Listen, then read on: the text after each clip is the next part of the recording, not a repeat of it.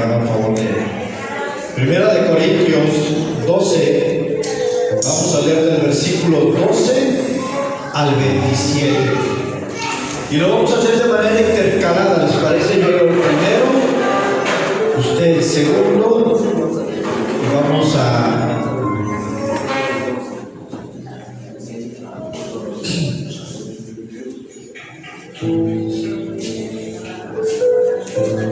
Aleluya.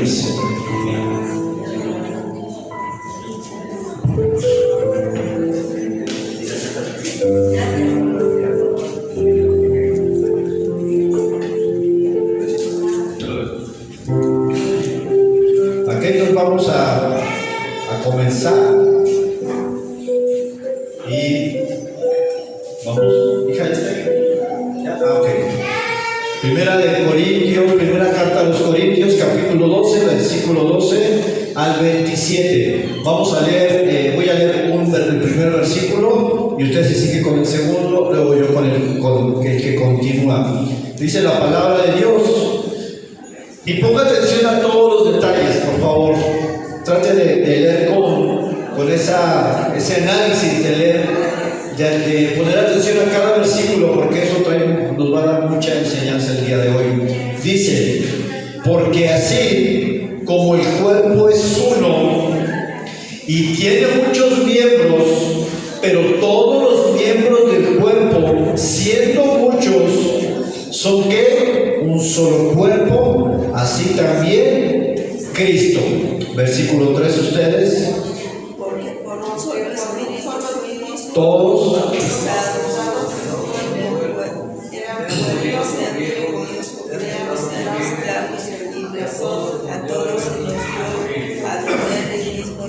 amén.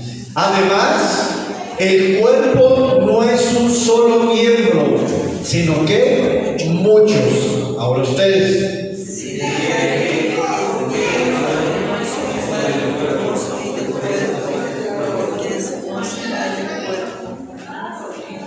Versículo 16, perdón. Y si dijere la oreja, ¿por qué no soy ojo? No soy del cuerpo. Por eso no será del cuerpo. ¿Ustedes? Si todo el cuerpo fuese ojo, ¿dónde estaría el oído? Si todo fuese oído, ¿dónde estaría el olfato?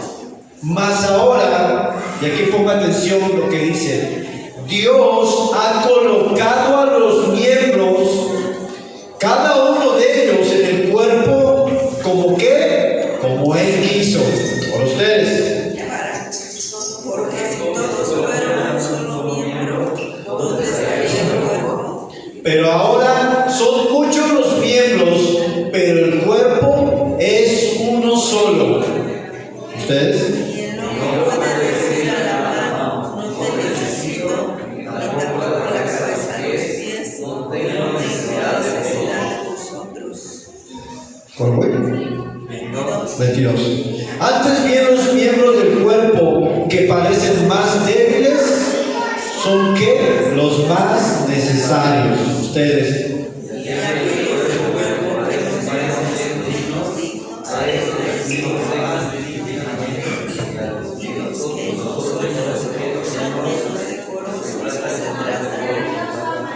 Porque los que nosotros son más decorosos no tienen necesidad, pero Dios ordenó el cuerpo, dando más abundante honor a aquel que le faltaba, para que no sea desfallecido en el cuerpo,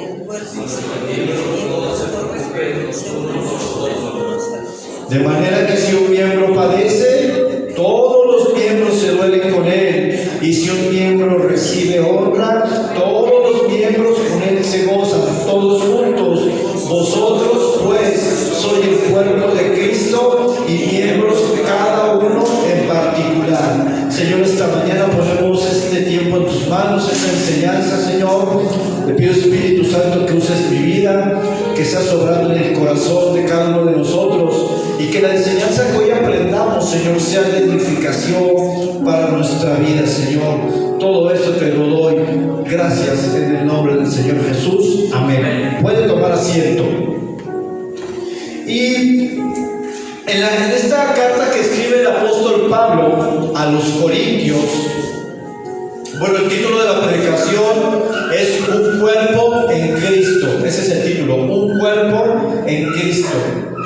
El apóstol Pablo escribe una carta a los Corintios donde expresa una metáfora y donde compara la iglesia con un cuerpo humano. Cuando hablo de iglesia no me refiero a las paredes, no me refiero a la estructura. Nosotros sabemos que la iglesia somos nosotros, pero tenemos un lugar donde nos congregamos, donde alabamos a Dios, tenemos una estructura física, pero la iglesia es usted y soy yo. Amén. La iglesia es un organismo vivo que está en el mundo para seguir haciendo la obra que el Señor Jesús hizo cuando vino a la tierra, mostrando el amor tangible de Dios, anunciando el evangelio y el reino de Dios, llamando al arrepentimiento a los hombres. Cuando Él va al cielo, cuando Él asciende al cielo, Cristo continúa haciendo su obra a través de su cuerpo. ¿Quién es su cuerpo? Nosotros. Es decir, aunque Él se va al cielo con el Padre, nosotros continuamos con la obra del Señor Jesucristo aquí en la tierra. Continuamos expresando el amor de Dios, no solamente con palabras bonitas, sino con hechos que reflejen que Dios es amor. Lo que hicimos el día de ayer es una actividad que también viene a mostrar el amor de Dios a aquellos que lo necesitan. No solamente por palabras, porque la gente ha escuchado palabras bonitas que pueden endulzar tu oído, pero el Evangelio de Jesucristo son más que palabras, son hechos vivos que traen transformación a la vida de los hombres. Es vital para nosotros como cristianos redimidos entender la importancia y el compromiso, la responsabilidad que cada uno tiene de manera particular y en conjunto como la iglesia de Jesucristo o como el cuerpo de Cristo en la tierra. La Biblia en varios pasajes compara a la iglesia con un cuerpo, pero hay tres principalmente donde nosotros vemos esa aplicación de manera más enfocada. Romanos capítulo 12, Efesios capítulo 4 y Primera de Corintios capítulo 12. En estos tres pasajes la Biblia se refiere a la iglesia como un cuerpo humano.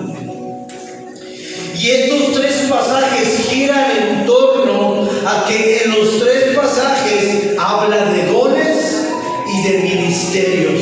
Es decir, cuando está hablando Pablo en estos tres pasajes de Efesios, Corintios y Romanos, es todo en un contexto de que la iglesia es como un cuerpo humano. Y quiero que así lo entiendan para que podamos entender las aplicaciones. La iglesia se está comparando con un cuerpo humano. Quiero decirles que todo verdadero cristiano que ha nacido de nuevo, que ha abrazado el Evangelio, debe ser parte de una iglesia local. Hablamos de la iglesia universal cuando hablamos de todos los cristianos en el mundo. Esa es la iglesia de Jesucristo. Pero también hablamos de la iglesia de Jesucristo, el cuerpo de Cristo, cuando nos referimos a una iglesia local. Hay muchas iglesias, ¿verdad?, de manera local. Nosotros somos una de ellas. Todo verdadero cristiano, cuando pasa a ser miembro de una iglesia local, debe integrarse a ese organismo vivo para cumplir la función para lo cual fue diseñado y escogido. La Biblia en el Nuevo Testamento menciona al menos 115 veces la palabra iglesia. Quiere decir que hay una importancia relevante de la iglesia en el Nuevo Testamento. Y eso es algo que debemos considerar. Voy a tocar 3 puntos acerca de este pasaje. Como este pasaje tiene mucha enseñanza, el próximo domingo voy a continuar sobre el mismo mismo pasaje y tocar otros puntos que van relacionados a esto. Y el primer punto que voy a tocar se llama la unidad del cuerpo. ¿Cómo se llama? La unidad del cuerpo. Y vamos a leer a partir del versículo 12 al 14. Porque así como el cuerpo es ¿qué? Uno. Y tiene muchos miembros, pero todos los miembros del cuerpo, siendo muchos, son ¿qué? 3 cuerpos. ¿No es así? Son un solo cuerpo. Así también Cristo. Porque por un solo espíritu fuimos todos bautizados en un cuerpo, sean judíos, griegos, esclavos o libres, y a todos se nos dio a beber del mismo espíritu. Además, el cuerpo no es un solo miembro, sino muchos. Un cuerpo es una unidad, y como miembros de esta unidad estamos ligados a esta misma unidad. ¿Qué pasaría si cortamos un miembro de nuestro cuerpo? Se muere. Un miembro no puede estar separado del cuerpo. No debemos de pensar de manera individualista. No debemos pensar que estaremos bien si nos separamos del cuerpo.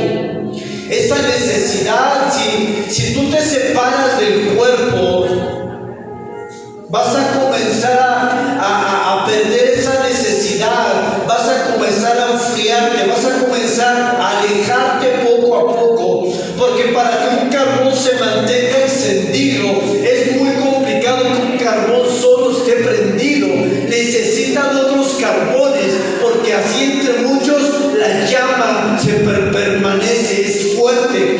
Y veámoslo de manera comparativa con un cuerpo. Si tú como miembro de la iglesia te separas del cuerpo, no vas a sobrevivir. Hay una necesidad vital de que como cristianos, como miembros de una iglesia local, entendamos la importancia que significa permanecer unidos a un cuerpo, al cuerpo de Cristo, en una iglesia local. Usted no va a funcionar de manera independiente. Usted no va a poder ser un cristiano individualista. No hay cristiano individualista, porque eso va en contra de la misma palabra. No puedo decir yo soy cristiano, pero no me congrego, pero no voy a la iglesia, pero no tengo que tener relaciones con mis hermanos, porque eso no es correcto delante de la palabra. Si entendemos que cada uno es un miembro y estamos unidos a Cristo, debo entender que estoy ligado a cada uno de ustedes. No hay lugar para un cristianismo egoísta, individualista y personal. No podemos vivir así. Un verdadero cristiano debe entender que está ligado a los otros miembros del cuerpo. Hay algunos que he escuchado incluso decir en algún momento: pues yo no necesito ir a la iglesia, yo y yo solo. Quiero decirle que ese concepto o esa idea es equivocada, porque la Biblia me enseña que hay una unidad, es el cuerpo, donde Cristo es la cabeza de la iglesia, y la cabeza representa que de ahí vienen todas las órdenes al cuerpo. Si hacemos esa comparación con el cuerpo, nuestras acciones están definidas por nuestros pensamientos. Todo se genera en el cerebro. El cerebro manda órdenes al cuerpo para que el cuerpo se mueva. Cuando nosotros sentimos dolor, hay una orden en el cerebro, en nuestros pensamientos, que dice: te duele algo, y todo el cuerpo se duele. Así es que como Cristo, como la cabeza de la iglesia, estamos unidos literalmente a Él. No estamos divididos. En la iglesia de Corinto, y cuando nosotros hablamos que alguien escribe una carta a alguien, es porque esa carta tiene un propósito. para decir hola. Cuando tú escribes una carta tiene un propósito. Pablo, cuando escribe esta carta a los Corintios, es porque en la iglesia había problemas de división. Y como hablamos de los dones y ministerios, de la función, había problemas donde unos cristianos se comenzaron a sentir más importantes que otros. Unos decían: yo tengo un don que tú no tienes, yo soy más que tú. Y Pablo ataca ese problema en la iglesia, así es que tiene que mandar esta carta. Y unos dijeron, 1 Corintios 1, versículos 12 y 13: os ruego pues, hermanos, por el nombre del Señor Jesucristo, que habléis todos una misma cosa y que no haya entre vosotros ¿qué? Divisiones, sino que estéis perfectamente unidos en una misma mente y en un mismo parecer. Quiero decir que cada uno de vosotros dice: yo soy de Pablo, y yo soy de Apolos, y yo de Cefas, y yo de Cristo. ¿Qué es lo que estaba pasando ahí? Y el versículo siguiente, que es el 13, dice: ¿acaso Cristo está dividido? ¿Qué es lo que pasaba en la iglesia de Corinto? Había varios predicadores: Pablo, Cefas, Pedro. Había varios predicadores, y la iglesia comenzaba a inclinarse hacia su favorito. No, yo soy de Pablo, a mí me gusta cómo predica Pablo, yo pertenezco a Pablo. No, yo soy de Apolos, a mí me gusta cómo predica Apolos, me gusta cómo enseña, yo soy de Apolos. Y otros: yo soy de Cefas. Es decir, dentro de la iglesia comenzaron a hacerse grupos porque ellos se inclinaban hacia alguien más.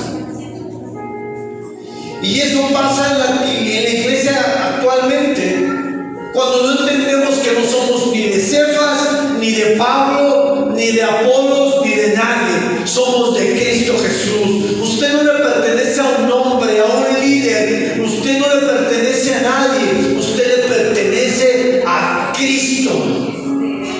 Y hoy vemos en tantas iglesias seguidores, gente que va a la iglesia, que adora casi a los pastores, que adora a los líderes. Y si cuando un líder dice algo, aunque esté mal, por esa adoración que le tienen, lo siguen. Y no debe ser así, porque nosotros como cristianos, conociendo la Escritura, debemos de entender que la Biblia nos dice que nosotros somos el cuerpo y la cabeza es el pastor. ¿Es así? ¿Quién es la cabeza? Cristo. Y vamos a aprender cómo cada uno tiene una función en específica. Así es que ese era un problema en la iglesia de Corinto. Pero quiero decirte algo, que este pasaje nos deja ver que aunque hay una unidad, hay diversidad en el cuerpo. Es decir, somos miembros de un solo cuerpo, no de dos, no de tres. No hay lugar para jerarquías en el pueblo de Dios. No hay lugar para clase alta o para clase baja. Esto no es un club social que el que tiene más economía se le da más importancia y el que no tiene mucha está por abajo. Esto no es un club social, iglesia.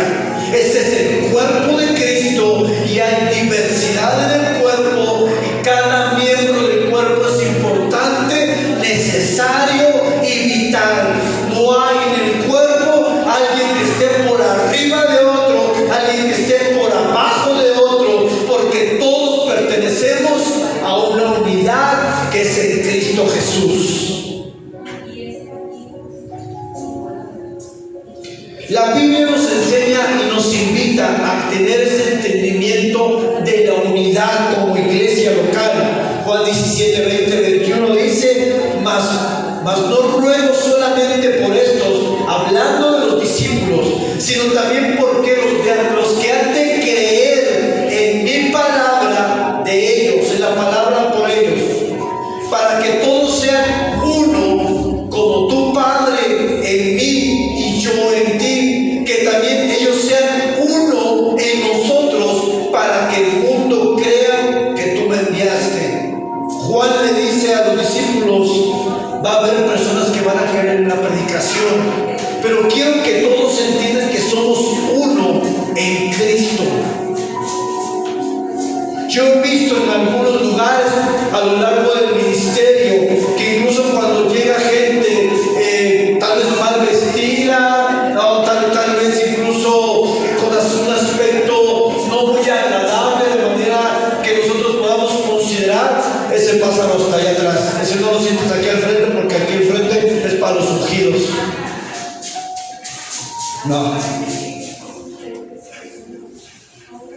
Cristo abre la cruz para todo hombre y mujer que se arrepienta.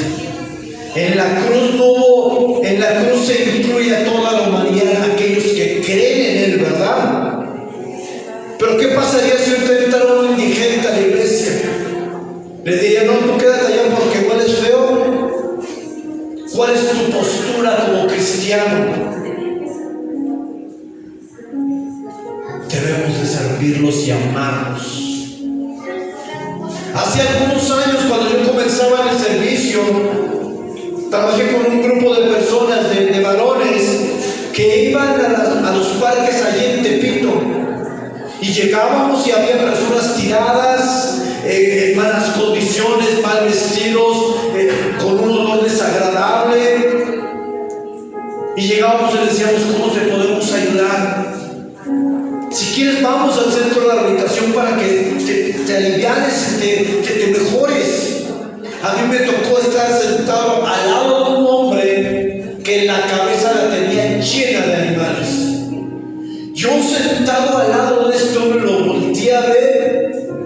Literal, se le veían así caminando por toda su cabeza. Y me dice, yo llevaba una semana tirado en el piso. Una semana tirado en el piso y nadie nunca se acercó para decirme, ¿cómo te ayudo?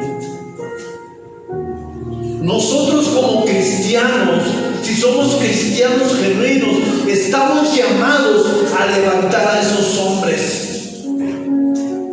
Hombres que ya no tienen esperanza. Hombres desechados por su familia primeramente, por la sociedad, y lo más terrible es que por muchos cristianos. Y esto no debe ser así, hermanos, porque tal vez nosotros no llegamos a esa condición, pero espiritualmente estábamos muertos, no éramos dignos, y a lo mejor no llegamos a ese momento, pero estábamos espiritualmente en esa condición. Y recogíamos y llenábamos una camioneta con 7, 8 hombres que contaban sus historias de cómo habían vivido porque tenían vicio del alcoholismo. Ustedes no saben qué agradecidos estaban. Qué tremendo. Y como cristianos en el cuerpo de Cristo, nosotros estamos llamados a amar a aquellos que otros no quieren amar. Entre nosotros no puede haber estatus o jerarquías, porque somos una unidad, somos uno en Cristo. Yo por estar aquí enfrente no soy mejor. Tengo una función diferente, pero no soy mejor que usted. Se me asignó algo diferente a usted, pero no soy mejor, no soy más. Y cada uno vamos a aprender que cada uno tiene una función.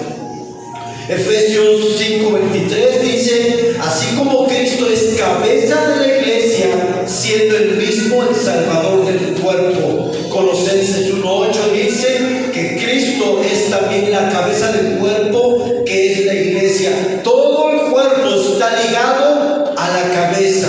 Un cristiano genuino está ligado a los demás miembros en dependencia a la cabeza que es Cristo. Hay algo que nos une en común y es nuestra fe. La fe nos tiene aquí sentados. La fe en Jesucristo. Y todos somos el cuerpo y estamos unidos. Pero Cristo es el Rey. Él lleva la corona, no los hombres. Y es a Él a quien seguimos y no a los hombres. Ahora Dios ha puesto hombres y mujeres idóneos para guiar al pueblo de Dios. Pero tenga cuidado de no poner en una sobreestima que no sea bíblica, porque hoy eso es muy común. Los congregantes se llegan a cegar por el liderazgo. Eso está mal, hermanos. Ustedes sabían que una secta se caracteriza porque los seguidores de esa secta hacen todo lo que el líder les dice, aun cuando esté mal. Eso se considera una secta, porque pareciera que el seguidor, el cristiano, la persona que asiste a ese lugar no tiene voluntad, no tiene opinión. Es más, yo digo, tú brincas y no me importa. Y aunque no lo crean, eso pasa en las iglesias cristianas muchas veces. No podemos seguir de manera ciega a alguien. Tenemos que tener un conocimiento de la palabra de Dios para saber si lo que esa persona nos está diciendo es verdaderamente correcto. No siga a ciegas. La Biblia nos enseña que los de Berea, dice que Pablo fue a Tesalónica, predicó la palabra y luego fue a Berea. Y cuando estaba en Berea, dice que cuando les predicó, los de Berea escudriñaron las escrituras para ver si lo que Pablo les decía era verdad. Es decir, no le creyeron, porque si lo hubieran creído, eso no estaría registrado en la escritura. Dice que escudriñaron. ¿Qué era escudriñar? Analizar, profundizar, para ver si lo que Pablo les predicaba era verdad. Y hoy tenemos que tener un cristianismo que nosotros podamos escudriñar algunas de las escrituras, si lo que el predicador nos dice está correcto. Aunque deberíamos analizar esto, porque cuando usted se sube al automóvil de un carro, no le preguntan del carro si sabe manejar, ¿verdad? Usted se sube y se sienta con toda la confianza. De la misma manera, muchas veces nosotros como predicadores, en teoría, deberíamos de prepararnos para dar una palabra fiel y sana. Eso debería ser lo correcto, pero lamentablemente muchas personas no se preparan y llegan a dar enseñanzas totalmente equivocadas. Así es que debemos de tener cuidado. A eso se le llama discernimiento, y es la que la iglesia carece el día de hoy. Discernimiento significa que usted conoce la palabra y que lo que yo estoy diciendo tiene que estar alineado con la palabra. Si yo digo algo que no está alineado con la palabra, entonces yo pierdo la autoridad en este lugar como siervo. Así es que el primer punto fue: somos una unidad, somos uno en Cristo, somos uno en Cristo. Segundo punto: todos los miembros se necesitan unos a otros. Y vamos al versículo 15. Si dijera el pie, porque no soy mano, no soy del cuerpo, por eso no será del cuerpo.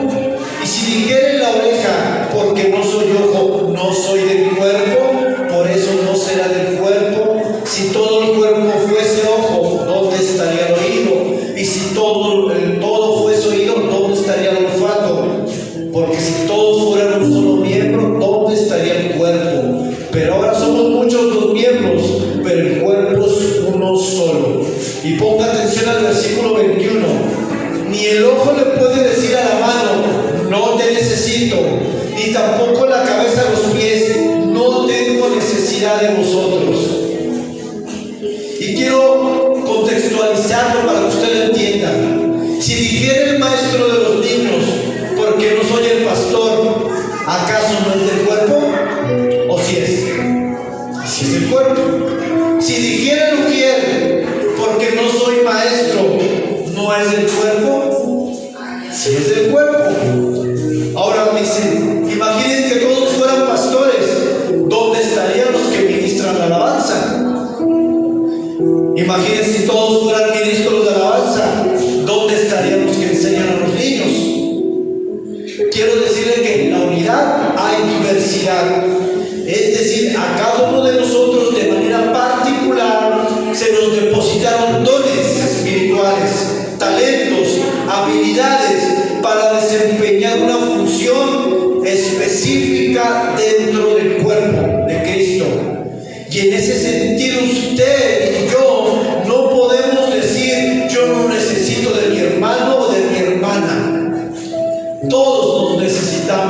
unos a otros. Yo no puedo desechar a mis hermanos pensando que yo solamente yo y Dios.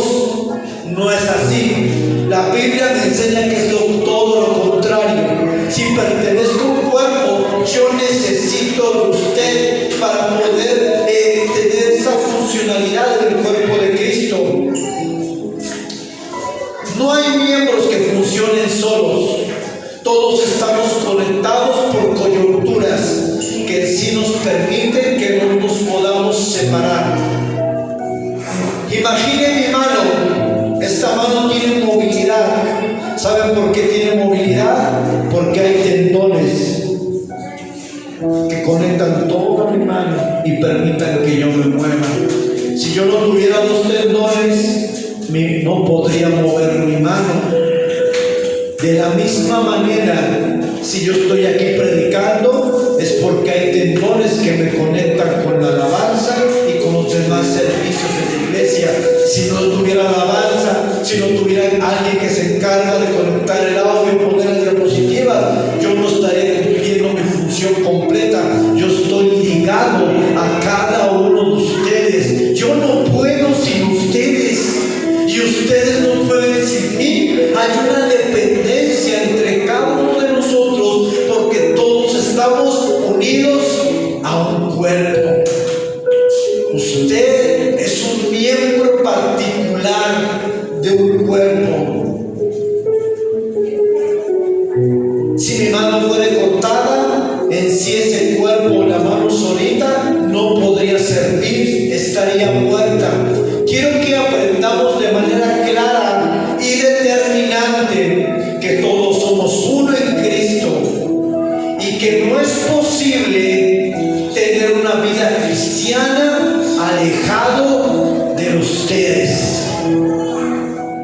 Por eso la Biblia es clara, dice que nos aconseja no dejarnos de congregar. En el momento que usted se vuelve un nómada cristiano, un ermitaño cristiano, un ermitaño es aquel que se aleja de la montaña y quiere vivir solo, no quiere tener contacto con la sociedad, no quiere tener relaciones interpersonales. Él dice: yo y mi fe y no me importa. Dentro del cuerpo de Cristo eso no es posible, eso no existe. Porque si entendemos bien el concepto del cuerpo en comparación con la iglesia, no podemos estar separados.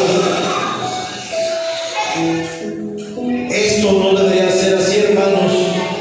Tenemos que entender que todos nos necesitamos y que en la diversidad están nuestras fuerzas. Si verdaderamente somos hijos de Dios, estamos comprendiendo la importancia de la unidad y la importancia de estar unidos a otros. Usted, hermano, y yo no podemos decir que amamos a Cristo y no amamos a los hermanos. Eso no es posible. Si amamos a Cristo, amamos a la iglesia. Usted no puede decir: yo amo a Cristo y aborrecer a su hermano. Eso no es posible.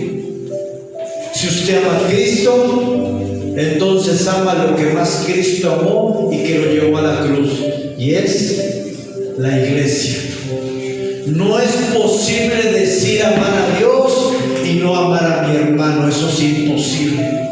Eso es un contraste en sí, porque dice la palabra, primera de Juan 4, 20, 21: si alguno dice yo amo a Dios y aborrece a su hermano, es mentiroso.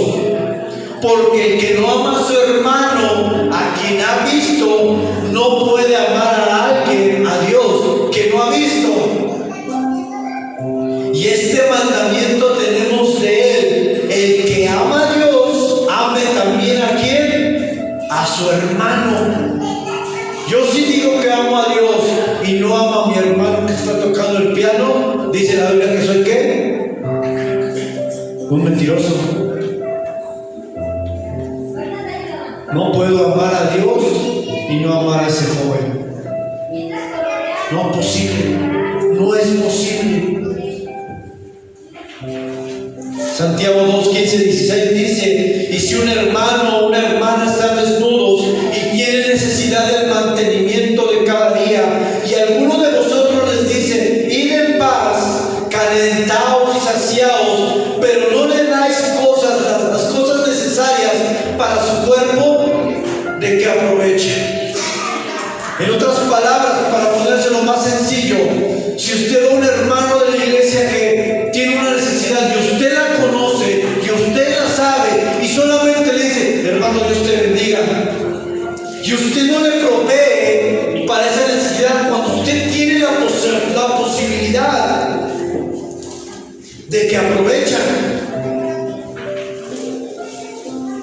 Si podemos suplir la necesidad de alguien que lo tiene, que no tiene algo, y tú y yo podemos hacerlo y no lo hacemos, ¿de que aprovecha? Dice Santiago mismo que si nosotros sabemos hacer lo bueno y no lo hacemos, es pecado. Eso se conoce como el pecado de omisión. Cuando usted ve a alguien que tiene una necesidad y usted tiene para darle para un refresco, un taco, y no lo hace, usted sabía que era lo correcto, no lo hizo, eso es un pecado. No es pecado solamente hacer lo malo, es pecado también no hacer lo que tú sabías que era correcto y no lo hiciste.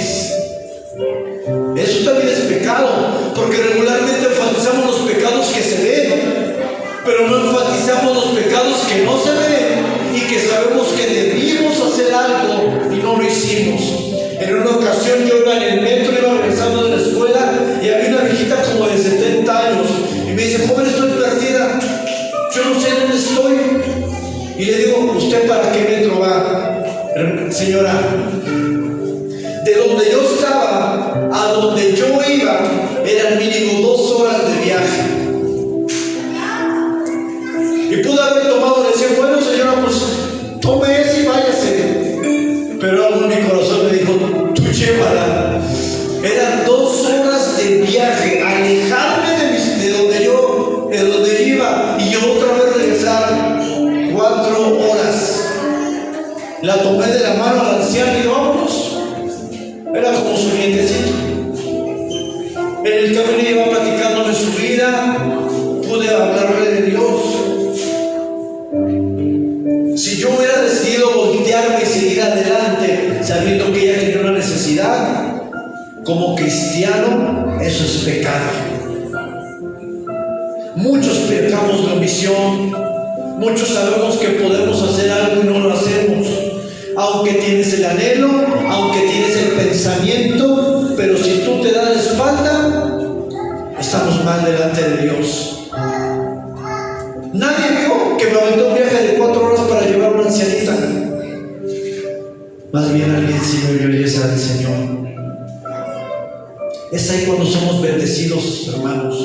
Cuando hacemos las cosas sin esperar nada a cambio, es cuando la bendición de Dios viene a tu vida.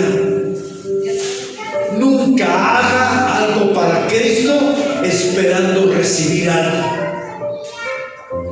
Si usted va a hacer algo para Cristo esperando que le dé algo, no lo haga, por favor. No lo haga por el amor de Dios. Porque con Cristo no podemos negociar. Dice la Biblia que todo lo hagamos para Él. ¿Cómo para Él? Si yo hice esa acción con esa ancianita, fue porque yo entendí eso, que al hacer eso estaba glorificando el nombre de Dios. Esa ancianita al final de su trayecto me acabó dando un abrazo y un beso y llorando. Dice: yo no sé qué hubiera hecho si usted no hace eso conmigo. Marcamos la historia de alguien cuando nosotros entendemos que somos hijos del reino de Dios. Así que es importante, hermanos, que hoy usted entienda como cuerpo de Cristo o como miembro del cuerpo de Cristo que usted es está unido a otros y que usted y yo tenemos la responsabilidad delante de Cristo poder ayudar cuando se nos sea posible. Hay veces que no vamos a poder, aunque quisiéramos, pero a lo mejor no podemos dar algo material o económico, pero sí podamos darle tiempo a alguien. Usted cuando le dedica tiempo a alguien, está dando algo importante, porque el tiempo es algo que escasea. Todos corremos a nuestras actividades, y cuando usted se sienta a escuchar a alguien por una hora, le está dando de su tiempo, le está dando tal vez una palabra y está invirtiendo en el reino de Dios. A lo mejor no tenemos economía, pero sí tenemos tiempo. Y a lo mejor nos dicen, no, es que yo no tengo tiempo. Sí tenemos tiempo. Porque si vemos una película de 2 horas, si vemos el Face por 1 hora, no me diga que no tenemos tiempo para edificar la vida del otro, dándole un consejo. Eso es una mentira. Eso es una mentira que todos nosotros nos hemos creído y nos justificamos. Usted sabía que nosotros nos dio también, hay un pasaje que dice de la Biblia que Dios nos demandará qué hicimos con nuestro tiempo, en qué lo invertimos, qué hicimos con nuestro tiempo o con el tiempo que Dios nos da. Daremos cuentas a Dios por todo. Así es que váyase en el corazón, te lo pido, que entendamos que tenemos que amarnos, aunque no nos guste, aunque es complicado. Y algunos dicen, es que somos tan diferentes. Sí, de hecho así debe de ser. No puede haber 5 ojos. Yo quiero ser ojo, pastor. No. Usted fue diseñado, creado, cambiado para tener un propósito específico. Usted no puede anhelar lo que otro hace. Usted no puede tener celos de por qué alguien hace una cosa, porque usted se le fue dado desde el cielo, y cuando fue formado, un propósito específico y un diseño que va a determinar su función. Y si usted no entiende su diseño, mucho menos va a entender su función. Y si usted no entiende su función, nunca va a saber el propósito de Dios en su vida, y va a ser un errante buscando siempre hacer cosas sin entender que Él fue diseñado en cada parte de su cuerpo, de la manera que habla, de la manera que escucha. Fue para algo específico en esta vida. Versículo 18. Mas ahora Dios ha colocado los miembros, cada uno en el cuerpo como Él quiso. Debemos de tener claro que es Dios quien ha colocado a cada uno de manera particular para una función específica. Usted y yo no somos quien para cuestionar por qué Dios le plació poner a alguien en cierta función en el cuerpo. Tal vez uno dice, bueno, ¿y usted por qué es pastor? Pues pregúntele a Dios por qué me puso como pastor, porque yo ni siquiera tenía idea de que ese era mi llamado. Si usted no tiene claro esto, que Dios es el que pone a las personas en cada función específica. Alguna vez he escuchado decir, yo lo haría mejor que él. Es más, yo tengo más capacidad que él. Es más, yo tengo más habilidades y talentos que él. ¿Alguna vez usted ha pensado así? Yo lo haría mejor que el pastor. Yo tocaría mejor que él. Yo enseñaría mejor que él o que ella. Lo que eso revela es que usted no ha descubierto cuál es su función en el cuerpo. Alguien que no sabe cuál es la función estará como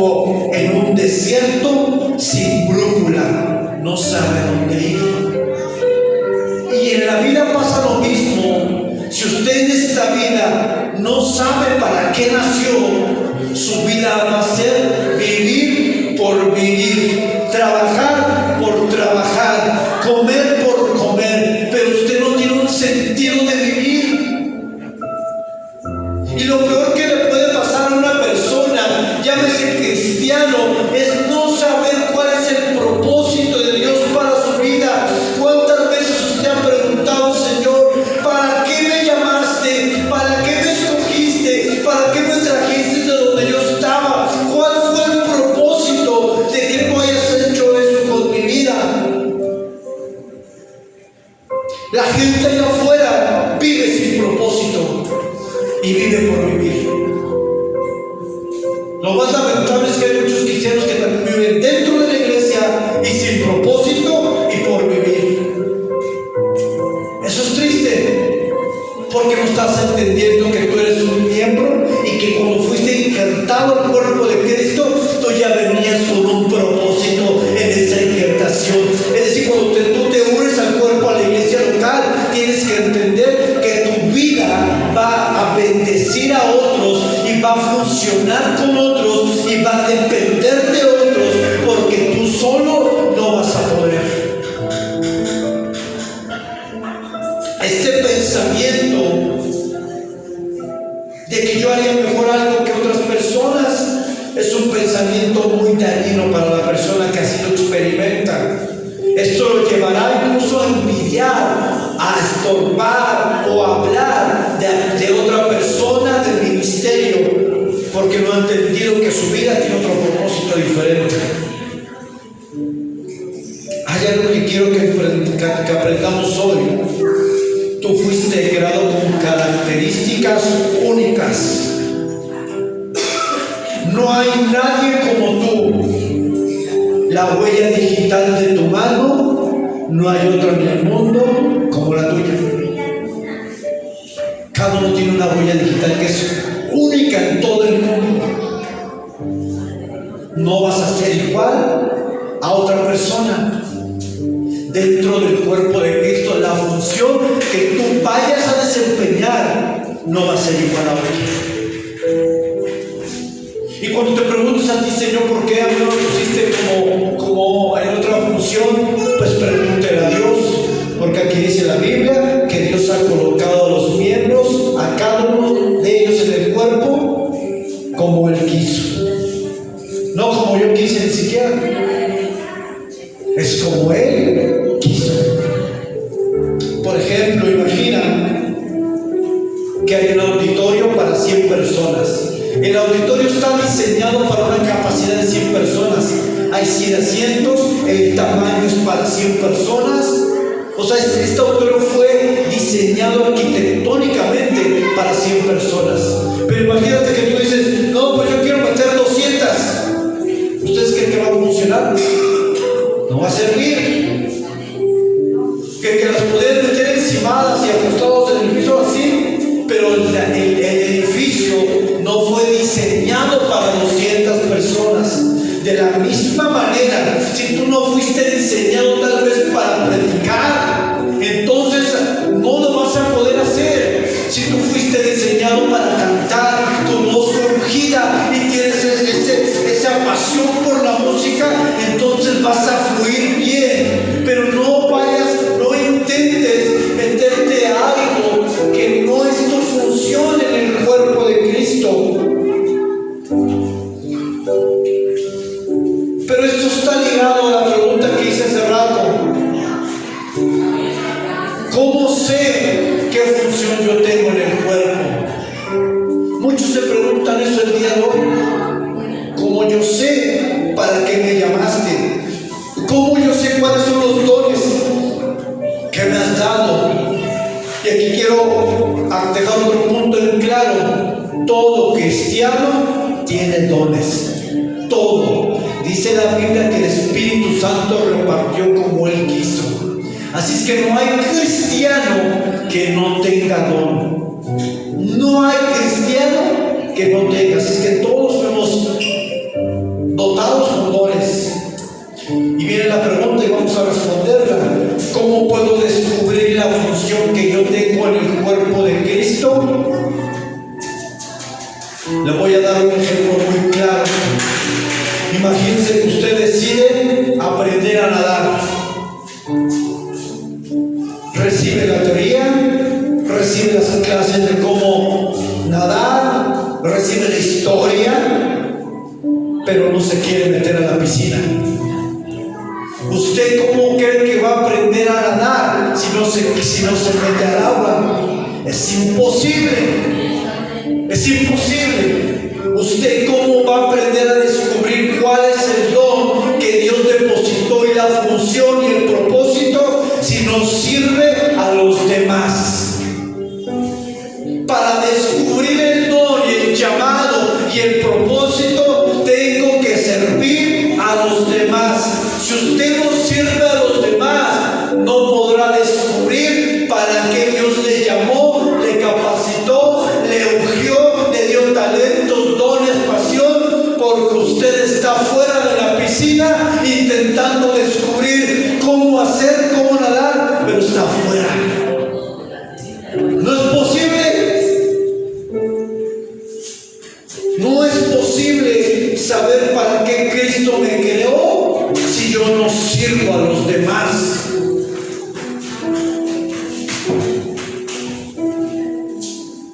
No se predisponga a decir que no sirve para algo cuando nunca lo ha intentado. Si yo le digo, hermano, ¿a usted le toca recibir a las personas en la entrada? No, yo no, porque yo creo que para eso no así.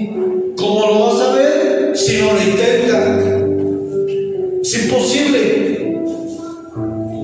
Yo me pasé cerca de 4 años limpiando los baños, dándole la bienvenida a los hermanos en el baño. Lo hacía con toda la gloria para el Señor. Les ponía su jerguita y limpiaba por dentro cuando estaba sucio, porque tuve disposición. Si no tenemos disposición, no vamos a descubrir para qué Dios nos llamó. Y después, como eso fue de bendición, pero yo le decía al Señor, ¿para qué me trajiste del mundo, Señor? Si es esto, gloria a Dios, pero si no, muéstrame para qué me llamaste. Y empecé a juntarme con esos hermanos que les digo que salíamos a evangelizar a las zonas más terribles de Tepito. Y ahí comencé a descubrir que yo le podía hablar a las personas de Cristo. Y ver un drogadicto de rodillas llorando por la palabra que se les daba, eso no tiene comparación. Yo dije, yo voy por aquí. Ahí empecé a descubrir cuál era mi función, y era dar palabra, enseñar. Pero todo fue porque decidí meterme al agua y no quedarme afuera queriendo servir, pero sin mojarme las manos. No vamos a descubrir nunca cuál es su llamado si usted no sirve a los demás. Debemos seguir el ejemplo del Señor Jesús. Mateo 20:28 dijo que el Hijo del Hombre no vino para que le sirvieran, sino ¿para qué? Para servir a otros. Si Cristo mismo vino a servir a otros, nosotros debemos seguir su ejemplo. Y si usted es un cristiano que no tiene anhelo de servir a otros, entonces estamos alejados del modelo que es Cristo Jesús, para poder nosotros descubrir para qué fuimos creados y cuál es mi función en el cuerpo si yo no estoy dispuesto a servir a mis hermanos en Cristo.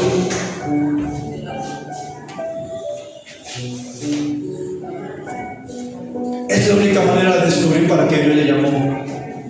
Si no servimos en el cuerpo, y les voy a poner un ejemplo y para terminar este punto. Imaginemos que ya estamos en el cuerpo y usted le tocó la mano nuevamente, pero usted dice, yo no quiero servir, yo voy a la iglesia, pero no quiero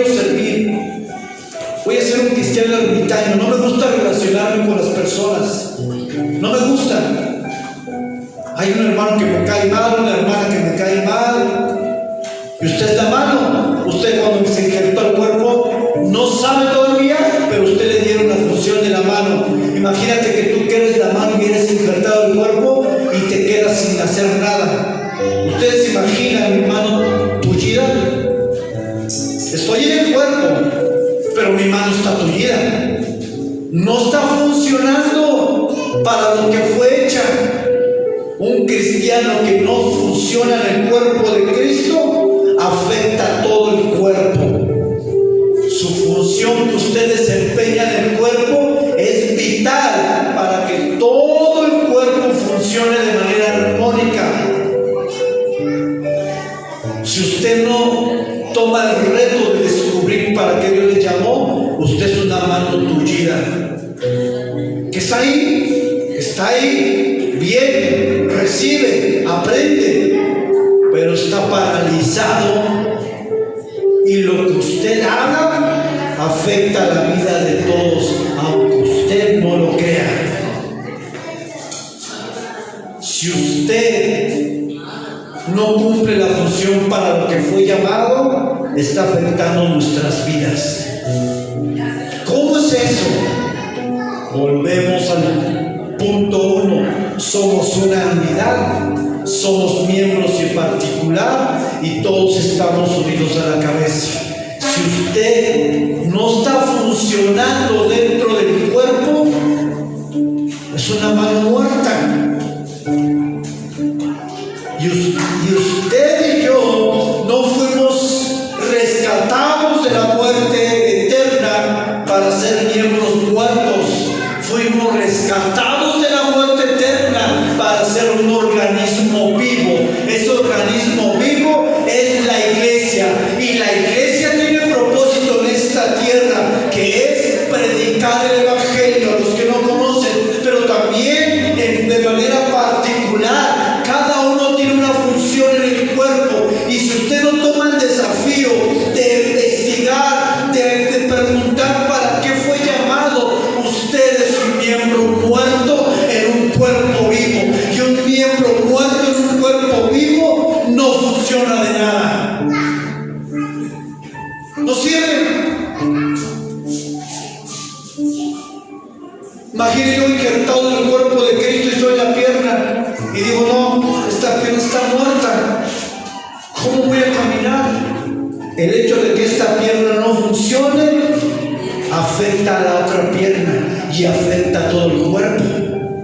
Si una pierna no quiere caminar, no afecta a su vida solamente, afecta a la vida de todos en el cuerpo. Si Gerardo decidiera ya no predicar la palabra, afecta a nuestras vidas, porque eres un miembro que ya descubrió cuál es su función, y si él decide callarse, no solamente va a afectar su vida, porque yo estoy unido a él por tendones. En el momento que él decida renunciar, afecta a mi vida, afecta a la de él y afecta a la de todos, y mucho más allá, aquellas personas que le dieron escuchar su mensaje no lo recibirán. Qué importante es entender entonces cuál es mi función en este cuerpo local. Usted es indispensable. Punto número 3. Pongan por ahí el punto número 3. La fraternidad entre los miembros del cuerpo. La palabra fraternidad significa afecto y confianza en hermanos o personas que se tratan como hermanos. Pero también la fraternidad es un valor. Y escuchen bien, porque esto está ligado al punto que voy a tocar. La fraternidad es un valor que nos lleva a ser solidarios y empáticos con las demás personas. Versículo 26 del capítulo 12 de Corintios. Y ponga atención a esto. De manera que si un miembro padece, todos los demás miembros que se duelen con él. Y si un miembro recibe honra, todos se gozan. Definitivamente condolernos con el dolor de los hermanos. Porque cuando alguien pide una oración por algún familiar enfermo, cuando alguien tiene algún problema, nosotros oramos por esa necesidad, ¿verdad? Nos condolemos, o al menos así debe ser en su mayoría. Porque también hay cristianos que no les importa la vida de nosotros. Pero bueno, vamos a entender que esta parte nosotros como miembros del cuerpo la cumplimos. Si alguien pasa dolor, yo siento dolor por mi hermano y lloro por él. Y si puedo ayudarle, le ayudo. Platico con él, le doy un buen consejo de la palabra. Creo que con eso nos identificamos. Pero el problema que he visto a lo largo de mi vida como cristiano es el siguiente. Y dice, y si un miembro recibe honra, todos los demás miembros se gozan con él. Me he dado cuenta que como cristianos nos cuesta gozarnos con las bendiciones de otros. Me he dado cuenta que cuando alguien está creciendo en la palabra, en lugar de que me diera gozo, me molesta. E incluso llego a celar, a envidiar. ¿Por qué? Pues porque él se duerme a las 2 de la mañana estudiando algo que tú no haces. Por eso. Porque él se ha esforzado para lograrlo. Con la ayuda de Dios, claro. Y muchas veces nosotros cuando vemos que alguien es bendecido, que alguien está creciendo en la iglesia, que Dios lo está usando incluso más. ¿Por qué? O sea, si yo llevo 10 años, si él lleva 1 año, ¿por qué no usas más a él? Pregúntele a Dios, hermano.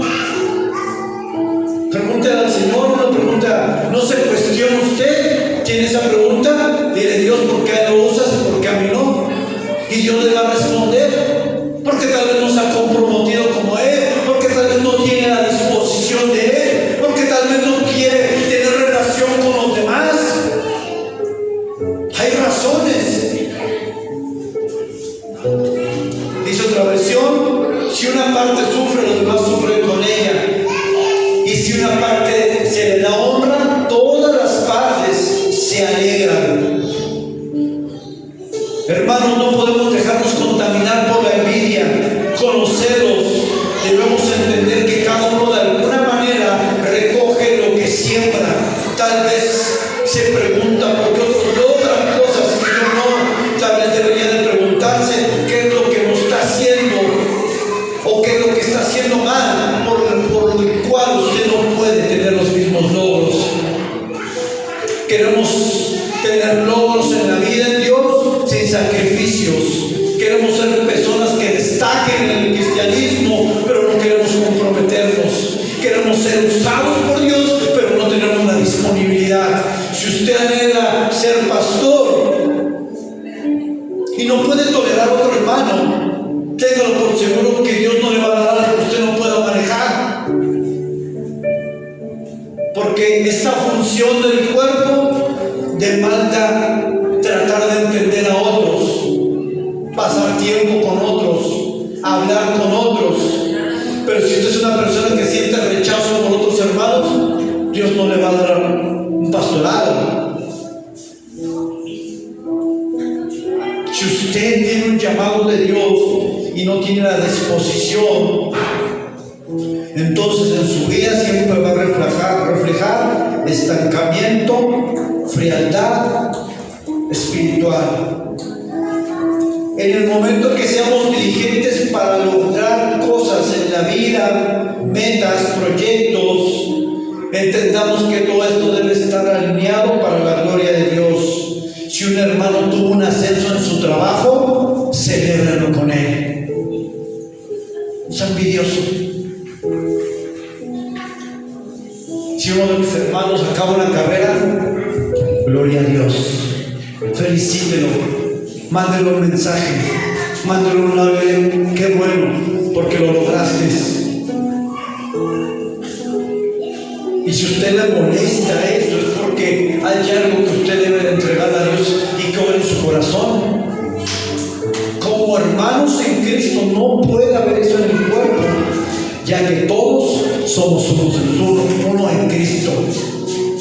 Si a algún hermano le va bien en su trabajo, si un hermano se compra un carro, si un hermano se compra una casa, si un hermano es bendecido, gócese con él. Si un hermano acaba de tener un negocio, bendiga su negocio. No demos lugar a la envidia, porque eso es muy dañino.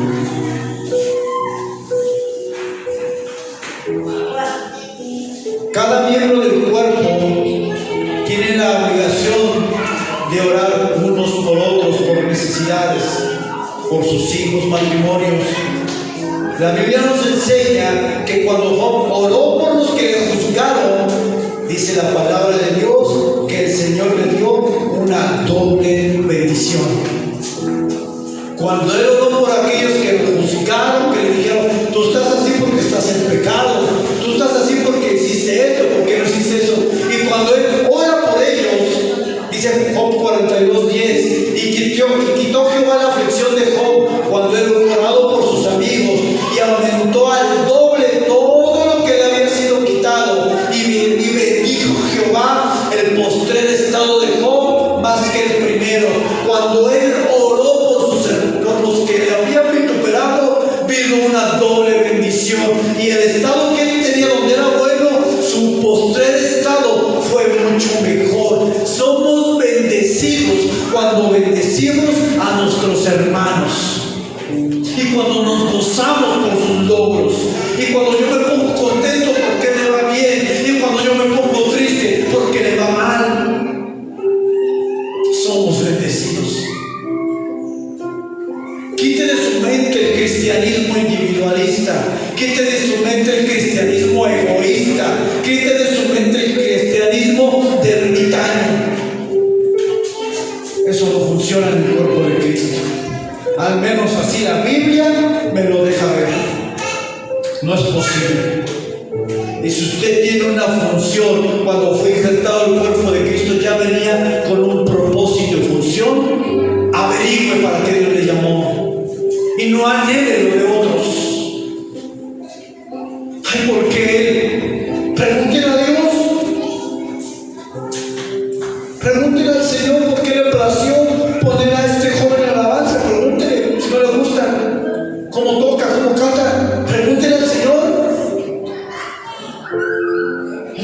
No vino de nosotros, vino del cielo. Pues una asignación del cielo. Fui creado para esto. Yo no lo sabía, pero lo fui descubriendo sirviendo a otros, estando en un grupo de intercesión, estando en un grupo de evangelismo, estando en un grupo de limpieza de iglesia, limpiando los baños, sirviendo a jóvenes en universidades, yendo a campamentos a predicar. Lo fui descubriendo a lo largo del camino, pero siempre tuve la disposición de decirle al Señor, aquí estoy, aquí está mi vida, úsame. Mi oración de joven siempre fue, Señor, úsame. Yo no sé para qué me quieres, pero úsame Dios. Y acuerdo cuando yo llegaba a la iglesia donde nací, llegaba y me tiraba al frente del altar, y decía, Señor, aquí estoy, usa mi vida, nunca te olvides de mí, Señor. Si tú me rescataste fue para algo, úsame. Mi oración a lo largo de muchos años fue, úsame, Señor. Yo no sé para qué me escogiste, no sé cuál es mi función, pero aquí estoy.